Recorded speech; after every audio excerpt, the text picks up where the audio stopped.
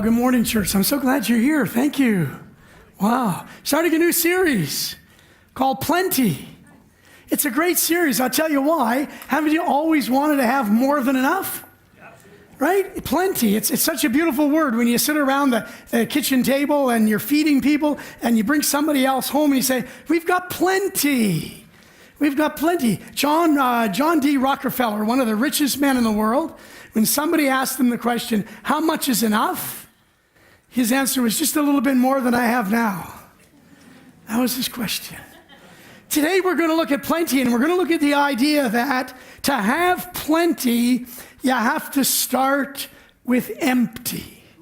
Because God can't fill you with plenty unless you're empty. If you're filled up with stuff already that's important to you, stuff that gives you meaning, stuff that you want to do with your life, how many of you know you can't pour any more water in a full glass? So the whole idea this morning is you gotta learn to be empty before you can have plenty. And we're going to take a journey and we're going to drop in on a conversation that Jesus is having with a woman by the well, and it's in John chapter 4. So if you have a Bible, you can turn to it, a smartphone, a tablet. If not, the scriptures will come up behind me. And by way of introduction, we're going to read verse 4. Now Jesus had to go through Samaria. So he came to a town in Samaria called Sychar, near the plot of ground Jacob had given to his son Joseph. And Joseph's well was there, and Jesus, tired, everybody say tired. Just so you know, the Son of God got tired, right? So if you're tired today, that's cool. There's nothing wrong with being tired. From the journey, he sat down at the well, and it was about the 6th hour, which means it was noon. It was high noon.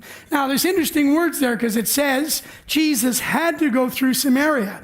Now, by way of background in this story, if you were a real Jew, you would not go through Samaria to get to Galilee. You would have gone the long way around and added 2 days to your journey because you can't stand Samaritans. You think they're the scum of the earth. You just think that they're the worst thing since whatever, since moldy bread. But you would have absolutely nothing to do with the Samaritan. And secondly, if you were a male Jew, as Jesus was, you would have nothing to do with a woman, especially one who was not your wife and one who was alone. So let's see what happens. Even the town, Sychar, S-Y-C-H-A-R, means a place of the drunks. So there's some stuff going on here, and it said Jesus had to go through, and he had to go through it for a reason, because he's going to meet a woman, and he's going to show this woman how she needs to be empty to receive plenty, and I want us to drop into that conversation. Verse 7, a Samaritan woman came to draw water. Okay, everybody say water. Okay, water is a code word. Turn to somebody and say, water is a code word. Okay, in this story, water is the code word for anything that gives you satisfaction. How many of you know water is great on a hot day, right? So some things that give you satisfaction are not necessarily wrong. Okay, there's nothing wrong with her wanting water. There was nothing out of place with her wanting water. It's a place where she went to get satisfaction. So the Samaritan woman came to draw water, and Jesus says to her, notice that, will you give me a drink? And in verse 8, his disciples had gone to town to buy food.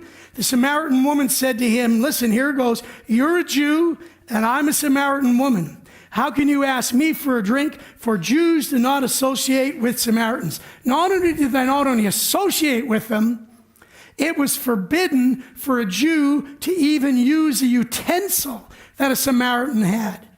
So here's Jesus. It's noon. It's hot.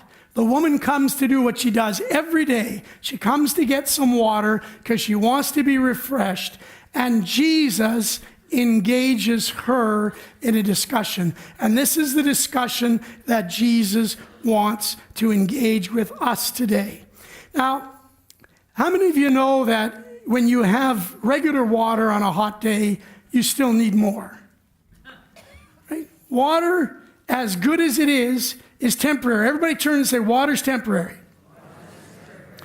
Now I want you to say, some things that satisfy me are only temporary.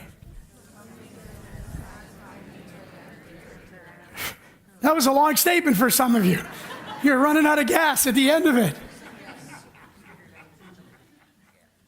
Like what Jesus is going to do for this woman, he's going to make her begin to think about where her satisfaction really comes from. And then he says this in verse 10. He asks her for water, and Jesus answers her in verse 10. Now, this is amazing. Are you ready? Let's read it together, okay? If you knew the gift of God and who it is that asks you for a drink, you would have asked him, and he would give you living water. Wow. Okay, so now all of a sudden the conversation's changing. I mean, all he asks for is a glass of water. She responds, and he goes to somewhere really deep. Have you ever met somebody that's really deep? Jesus just goes, he said, listen, I'll tell you what, you came here for that kind of water, but if you knew who I was, if you really knew Jesus, if you knew who I was, you would have asked me for water, and I would give you. Now, what kind of water? Does anybody remember in the end of the verse? Living water. So here's the contrast. The contrast is between this natural water, which quenches our thirst, which is very natural, and some kind of spiritual water, living water. Okay. Now, when somebody engages you in that kind of a conversation, you realize that sometimes they don't get it. And I understand the woman completely. She said in verse 11, she doesn't get it. She said, sir, you have nothing to draw with, and the well is deep. Where can you get this living water? Are you greater than our father Jacob, who gave us the well and drank from it himself, and did also his sons and his herds and his flocks? And she's not there. I mean, she just comes out. I mean, it's a regular, ordinary day. She just comes out to do what she's done every day. And there, sitting at the well, is Charlton Heston. God himself, right? If you haven't seen the big movie, right? Or what was Jim how do you say his name? The guy who played Jesus in The Passion of the Christ. Jim Caviezel? Caviezel, thank you. Jim Caviezel. And there he's just sitting there, and she goes, what? What is this? What is this talk of living water? I don't understand it. It's an ordinary day, just like this is an ordinary Sunday, but it may not become an ordinary Sunday for some of you. And so Jesus goes on in verse 13, and he begins to explain to her this living water. And he's going to say three things to her in verse 13. Everyone who drinks this water will be thirsty again. Verse 14. But whoever drinks the water I give him will what? Never thirst. Indeed, the water I give him will become in him a spring of water welling up into eternal life. There's three things that happen in those verses. The first one is this. Jesus said, everyone who drinks of the water will never thirst again. Listen, when you and I try to satisfy a spiritual thirst by a natural means, we will always need more. When you and I try to satisfy a spiritual thirst by a natural means, you can never get enough. Say to somebody, I can never get enough of it. Don't tell them what it is, okay? Because they might be embarrassed. I can never get enough of it. I mean, it doesn't matter what it is. It can be a code word, but I can never get enough of it, because as soon as I get it, I want more of it. And when I get more of it, I need more of it. And once I get more of it and it and it, I still want more of it. And I wake up one day and I find out that I'm not really satisfied. So Jesus says, listen, when you try to quench a spiritual thirst inside you by natural means, you will always want more. Secondly, he says to her, listen, if you drink of this water, you will never thirst. What does he mean by that? You will never crave anything you're not supposed to crave. You will never be driven. You'll never be frantic. Your life will become complete. Your life will become in balance. You'll no longer thirst for that which you shouldn't thirst for. And the third thing he says into her, he says, indeed, the water I give him will become in him a spring of water welling up. In other words, here's a reverse flow is going to happen now. Instead of you always taking and always needing more water and needing more and needing more, instead, something will come from within you and it will begin to flow out of you like a river of living water, and everything it touches will bring it to life. You'll have plenty. You'll have more than enough. You're not sucking in, but you're pouring out. You're not making people tired. You're the source of refreshing. You're not an annoyance. You're a blessing. Listen, you're not the problem. You become the solution. This is what Jesus is saying to her. He's saying to her, listen, you need this living water. And she doesn't get it, right? I mean, who would get it, right? So in verse 13, the woman said unto him, Sir, give me this water so that I won't get thirsty, listen, and have to keep coming here to this well to draw water. It doesn't quite get it yet, right? She doesn't understand that Jesus is talking about a spiritual issue, right? And she doesn't get it. So Jesus does an amazing thing here. He goes really, really deep. Have you ever been in a conversation that goes really, really deep? Okay, there's another code word. Are you ready? It's in verse 16. And he says this, go and call your husband and come back. Now, husband is the code word for what the it was before. Husband is the code word for what you use to think you're getting satisfaction. Now, I could give you some hints, but I think you're better to think about it yourself. What is the equivalent of husband in your life? Where do you go to find meaning, purpose, satisfaction, completeness? Where do you go? I love this woman, okay? I'm in love with this woman, okay? Because in verse 16, he says, go call your husband and come back. And in verse 17, she says, I ain't going there. She says, I have no husband. I have no husband, she replied. She's about to deflect something really important. How many of you sometimes, when you think that God is going deep in your life, you try to deflect? She says, I have no husband. It's like, you know when you ask a teenager, did you go to school today? Right, and the teenager answers yes. But that wasn't the real question. The teenager skipped second period and third period and skipped lunch. But they went to school. Right? The question you really wanted to ask is, did you go to school and stay in school and go to every class and complete every assignment, right? So watch what the woman does. Watch what Jesus does, right? Jesus says unto her in verse 17, you are right when you say you have no husband. Now watch verse 18. Everybody say the fact is. We're going deep, right? The fact is what? You've had 5 husbands, and the man you now have, next verse, is not your husband. What you said is true, it's just not the whole truth. Right? She's dodging the issue. She's dodging it. Because here's an issue. She's had 5 husbands. Whatever husband means to her, she's gone through 5 of them, and she's on her 6th, and it still isn't working. She needs to see Dr. Phil.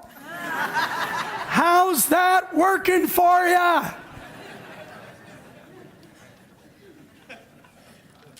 Five husbands. And now we're on number 6. Husband is the code word for something I can't get enough of, trying to find satisfaction, safety, fulfillment, meaning, or purpose. Oh, for some of us, it's emotional. We can't get enough emotional attention. We're just so needy. And everybody comes into our life, we just suck the emotion out of them. We suck them dry. because we're trying to fill up this well of emotion. Everybody knows somebody who's needy. Don't bump the person next to you, please. Some of us are emotionally needy people. We hoard emotions. Some of you are financially needy. You think, if I could just have more money, that's what I just said. I need another RSP. I just got to top this up a little more. I got to hoard this money. Oh my gosh, what's going to happen if I don't have any money? So your whole life, your whole husband is driven around getting money and more money and more money and more money. Maybe you're a bit like me. I'm a time hoarder. I try to hoard time. I don't like to give my time away. Time is precious to me. I like to be alone. I like to be at my bush cabin by myself. I like to hoard my time. I guard it because I know that once it's gone, I can never get it back. Some of you are stuff hoarders.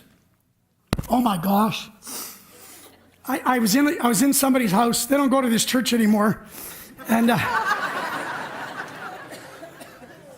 if they see the podcast, too bad you don't come here anymore. I'm using you as a sermon illustration. Don't leave this church. You'll become a sermon illustration, I can guarantee it.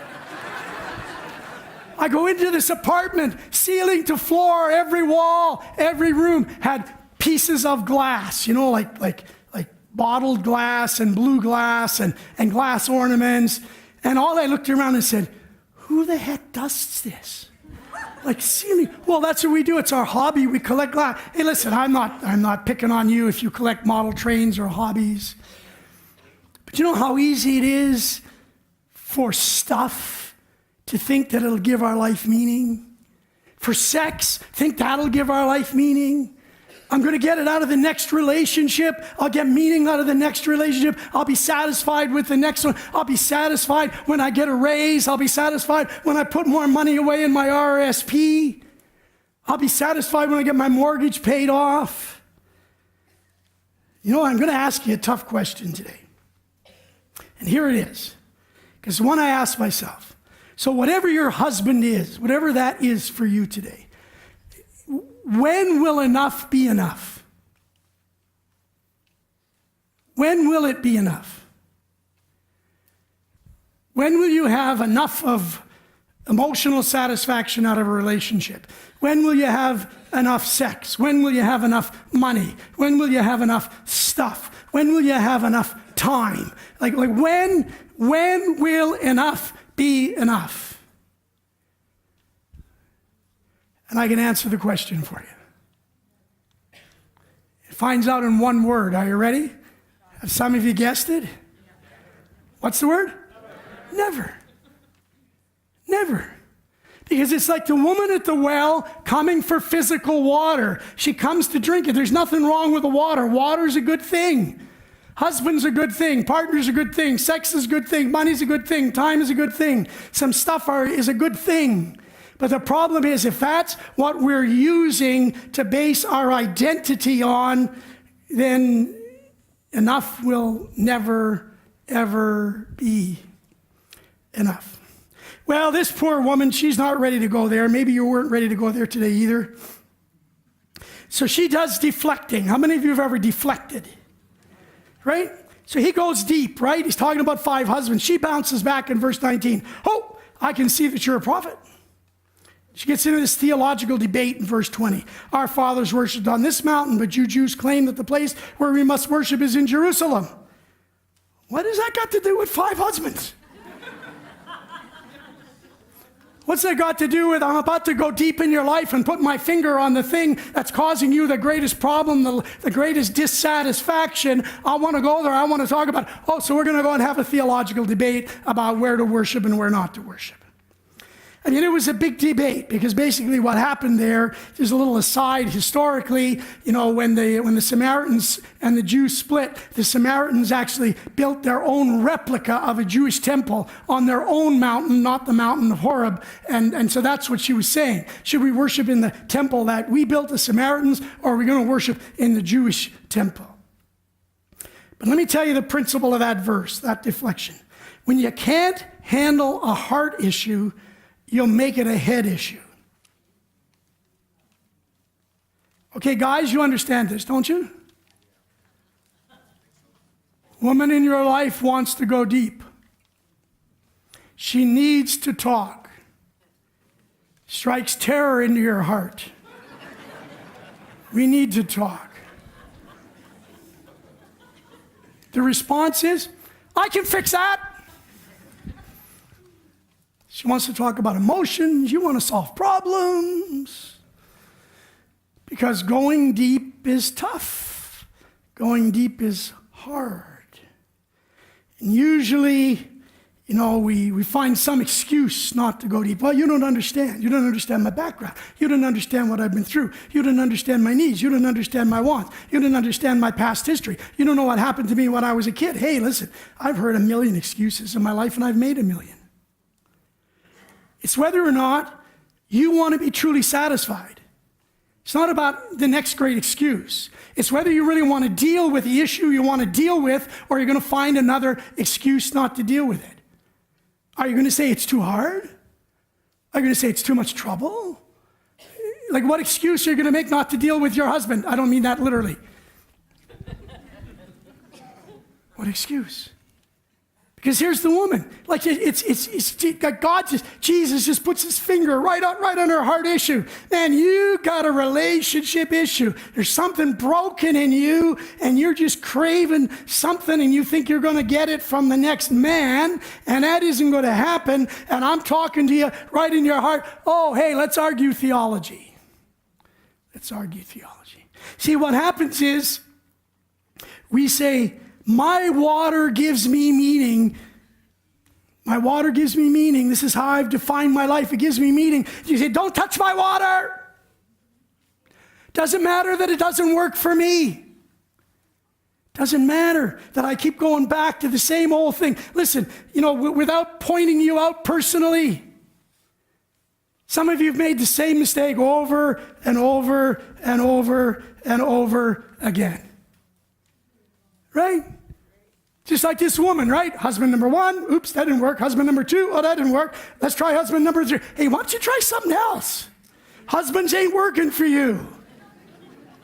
It's kind of not, and yet we go round and round and round and round, doing the same thing over and over again, expecting a different result. I think that's called the definition of insanity. Right? It is. But woe to us, because don't touch my water. Don't touch my money. Don't touch my sexuality. Don't touch my emotions. Don't touch my time. Don't touch my stuff. No, you can't borrow my car. Don't touch my stuff. Right? And then we wonder, like we get to be heading up in years, and we wonder what's wrong with life. We wonder what's not really working. And if you've been a Christian a while, you might even say, I wonder why Christianity's not working for me. I'm in a church all my life, it's still not working very much. I mean, I go because I'm supposed to go, and that's what I do, but it's not really, really working for me. See, he says in verse 21, he's going to move her along. And he responds to her, but it's a double meaning. Okay, verse 21, he says, believe me, woman, a time is coming when you will worship the Father. Now listen, neither on this mountain nor in Jerusalem. Neither of those two physical places, okay? Verse 22, you Samaritans worship what you do not know. We worship what we do know. For salvation is of the Jews. Verse 23, yet a time is coming and has now come when true worshipers will worship the Father in spirit and in truth. They're the kind of worshipers the Father seeks. Verse 24, God is a spirit, and his worshipers must worship in spirit and in truth. See what Jesus is doing? He's saying to her, listen, get off the rules and regulations. It's not about ticking the right boxes. We need to move, and the language I use is from religion with all its structure into a relationship, You know, we need to move from the law into what we call grace, God's unmerited favor. We need to stop checking off boxes and say, we've done this right, we're doing everything right. And the deepest thing we need to do is move somehow into our relationship. Instead of hoarding, learn to give away, learn to love. See, here's a principle. When you get the spiritual right, the natural flows. But when you keep trying to fix this on a natural plane, nothing ever happens. But when you get the spiritual right, the natural flows. And let me tell you why that is so important to you today. Because when you get the spiritual right, when you know the source of satisfaction is Jesus, and that becomes real to you, then you make decisions out of your strength rather than your weakness. Listen, when you're a satisfied person and your internalness, your spiritualness is satisfied, you then make decisions out of your strength rather than your weakness.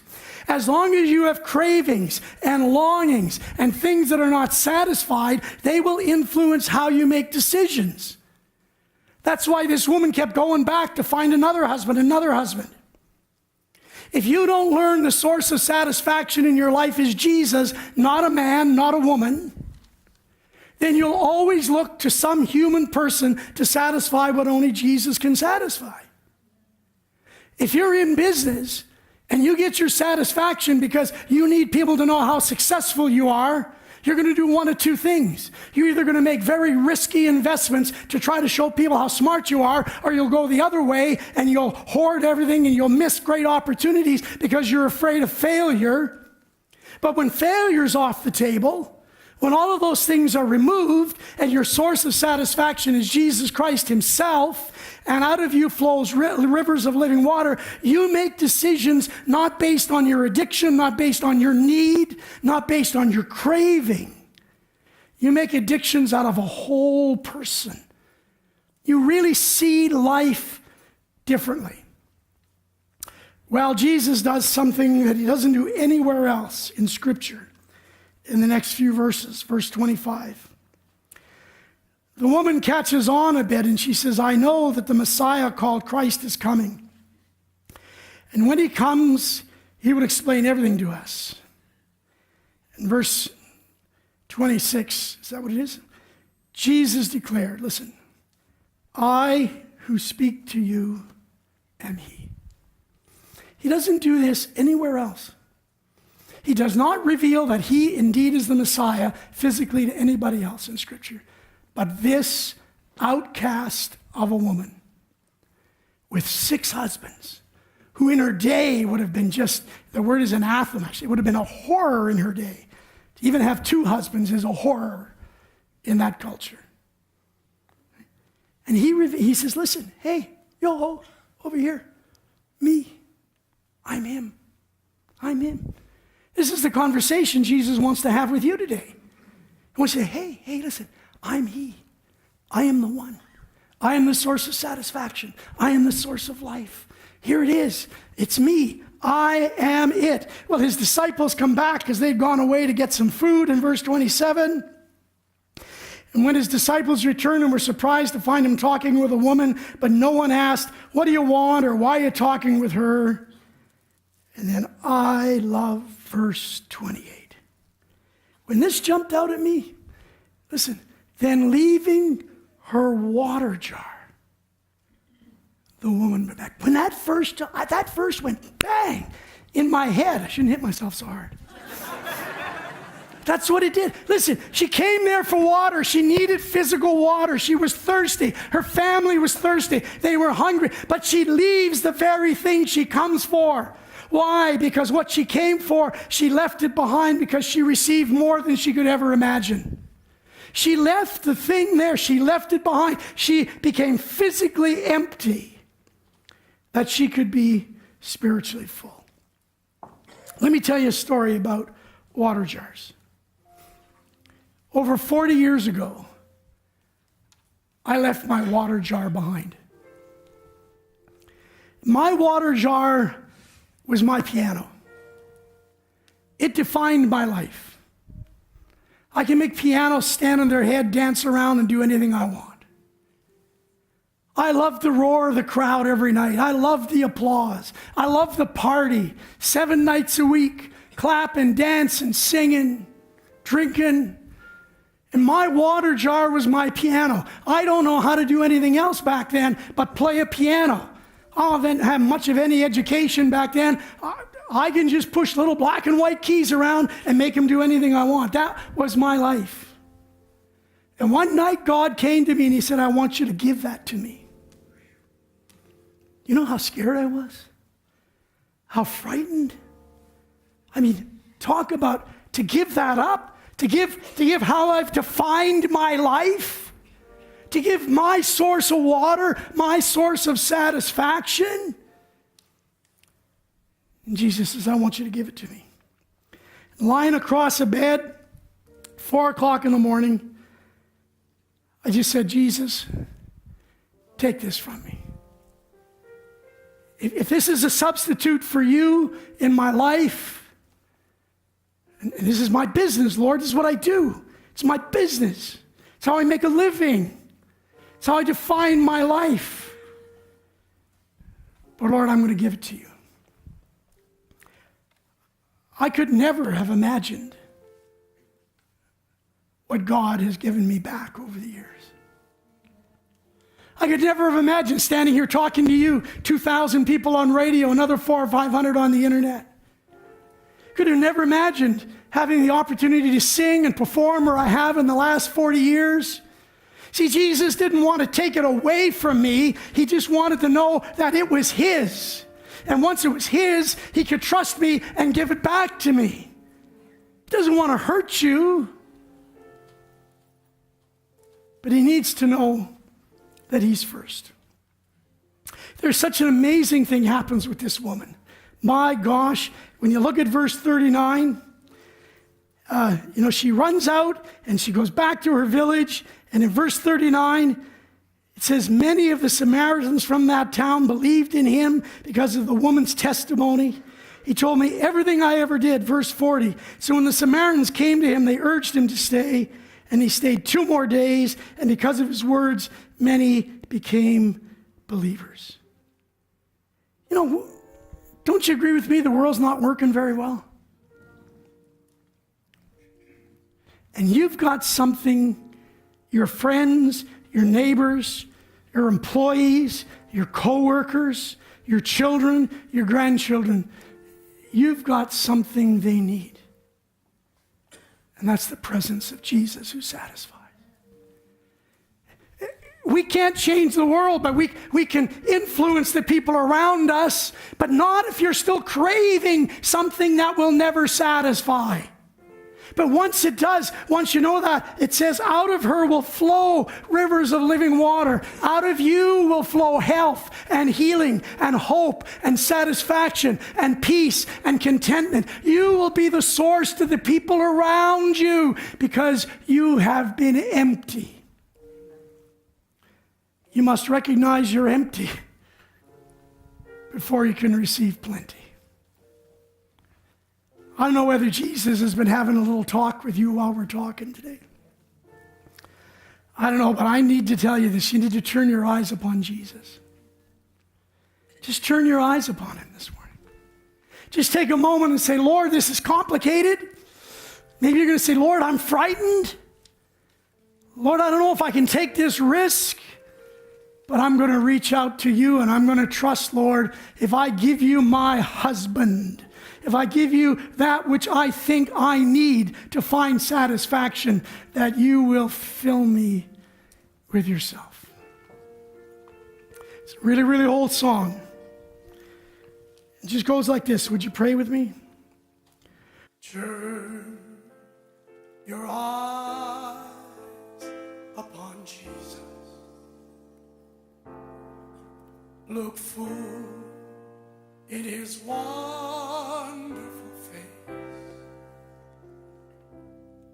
and the things will go strangely dim in the light of his glory and praise. Come on, church, stand with me. If you don't know it, just worship him. Just worship him. Just worship him this morning. Say, Lord, here it is. Lord, I want to give you this, Lord. I want to give you this mess that I've made, Lord. I want to give you this good thing, Lord. I want you to have it, Lord. And I want you to fill me with all you are. Ready? Turn your eyes upon Jesus. Look full in his wonderful face, and the things of earth will grow strangely dim in the light of his glory and grace. Jesus.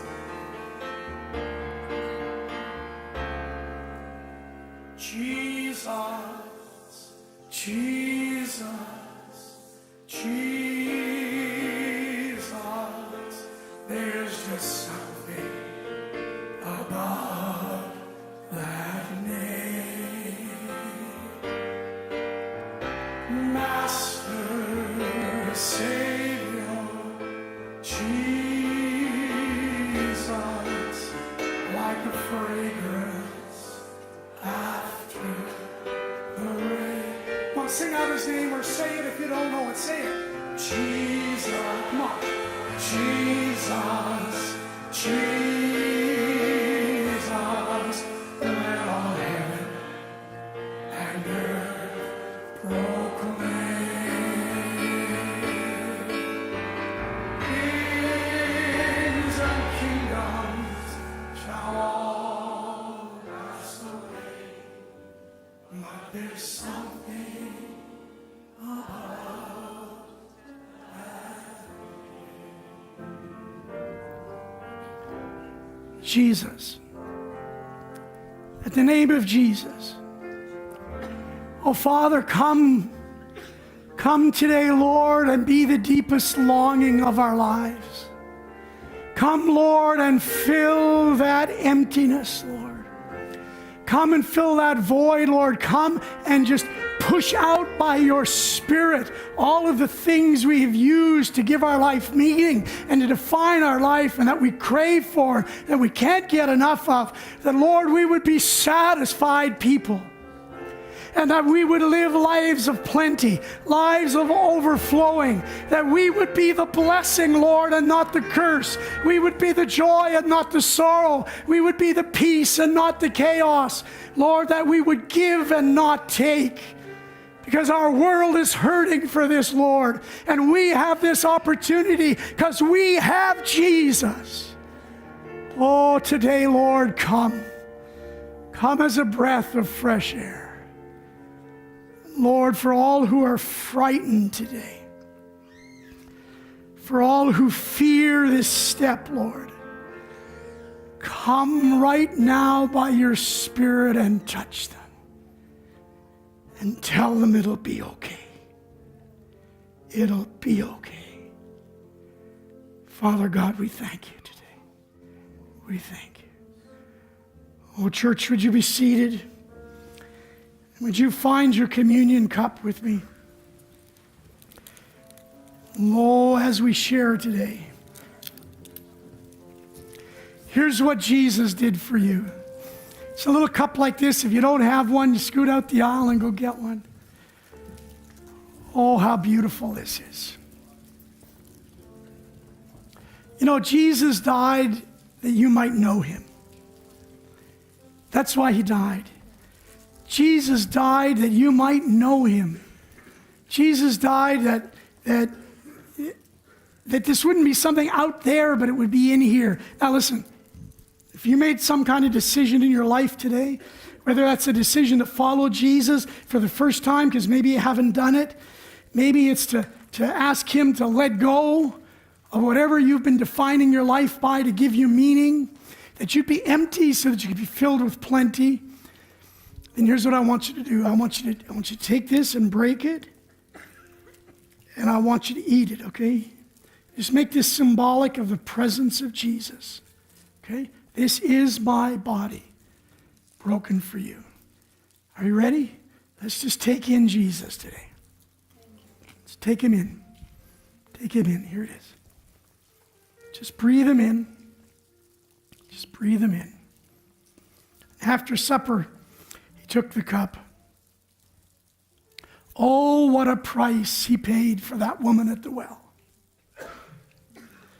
She probably had no comprehension that in a matter of days, maybe a month or so, he would walk down the Via Dolorosa, the way of suffering. And that he would allow himself to be beaten and scourged and whipped because of the hate of the world. And he would embrace that hatred. He would embrace that pain. He would embrace all the ugliness of the world, and he would embrace it in himself. And he would say, that's not how we live. We live through love. And on the third day, he would rise again, defeating evil and death and hatred and sin. So when you drink this today, say, this is for you. Did it for you. Let's drink together.